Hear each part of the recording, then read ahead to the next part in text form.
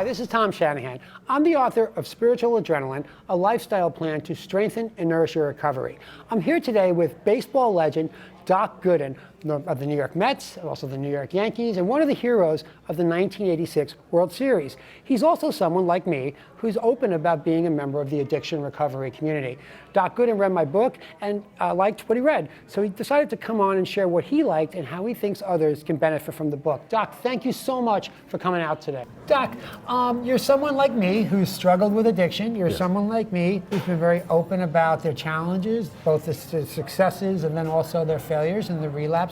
You know, and I think based on my life experience and your life experience, we have a lot to offer newcomers. So I'm curious, there's a newcomer out there who's struggling. What is Doc Gooden's top 5 recommendations to try and decrease their relapse rates and maybe increase their chances for success? What do you say? I say now, just from, like you say, from my relapses in and out, the things I would do, tell a newcomer, the 5 things for me is: number 1, surrendering to it, understand that you're powerless. Number 2, getting with someone that you truly believe that can help you, and understanding that they're there for your best interest. Picking up the phone, telling on yourself. Those are the main things. Number 3 is, obviously, like we talked about earlier, this is going to be like 3 in 1, but people, places, and things. It may sound cheesy, but those are real.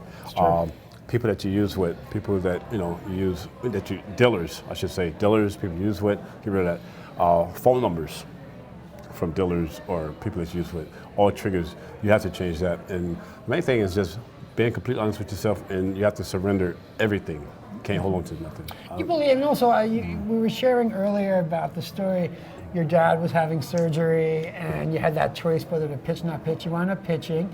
You pitched a no-hitter against one of the best teams in baseball. Yes, that was good. You know, you flew home, and your dad did pass away. Like, what do you? For people out there who don't believe in a higher power and don't believe that things are kind of meant to be in many respects, what's your message to them? Again, those newcomers out there who don't believe in a higher power concept. And I get that, not believing in a higher power, because we feel like things are so bad. And I would say, get to a point where you understand the difference between like a depression or self-pity, and don't get caught. The two are so close to each other. Sometimes, I know for me, I had to use my kids as my higher power until I started reading material and understanding what's my higher power. I mean, I understand like religion is totally different than a spiritual higher power. The connection you got to have, and it's very, very important to my recovery, and it'll be very important to their recovery as well. And my newcomer into the program is different than a newcomer, someone coming back from relapse.